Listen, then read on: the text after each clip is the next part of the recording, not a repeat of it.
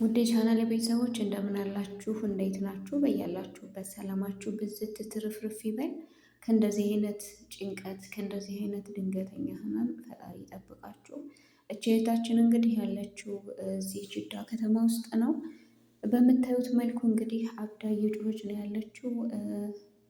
ብቻ በጣም ይከብዳል፣ ለመናገርም ይከብዳል ማለት ነው። እስኪ ሁላችሁም የእህታችንን ቤተሰቦች የምታውቁ ዘመድ አዝማዶች የምታውቁ ካላችሁ እህታችንን እንዲይዟት የሆነ መፍትሄ እንዲያገኙላት የሁላችንም ትብብር ያስፈልጋታል ማለት ነው።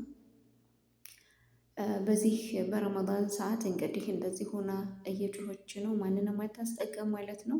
እባካችሁ ይህንን ቪዲዮ ሼር እያደረጋችሁ ለብዙ ሰው እንዲደርስ ለእህታችን ደግሞ ድምፅ መሆን አለብን ማለት ነው።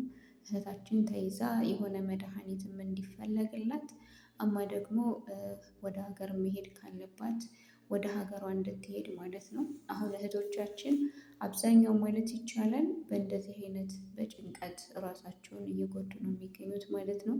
ያ ማለት ምንድን ነው? በጭንቀት በሀሳብ ብዛት አእምሯቸው እየተበላሸ አእምሯቸው እየተነካ ነው ማለት ነው። አብዛኛውን አሁን ላይ በተለይ አሁን ላይ የሚመጡት እህቶች አእምሯቸው እየተነካ ነው። ምን እንደሚሆኑም አናቅም፣ በምን የተነሳም እንደው አናቅም ማለት ነው።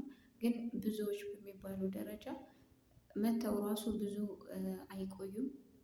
ምናልባት 3 ወር 4 ወር ነው የሚቆዩት። ከዛ አእምሯቸው ይበላሻል ማለት ነው። ብቻ ፈጣሪ ይጠብቀን ከእንደዚህ አይነት እና እባካችሁ ይህንን ቪዲዮ ሼር እያደረጋችሁ ለዚች እህታችን ድምፅ መሆን አለብን።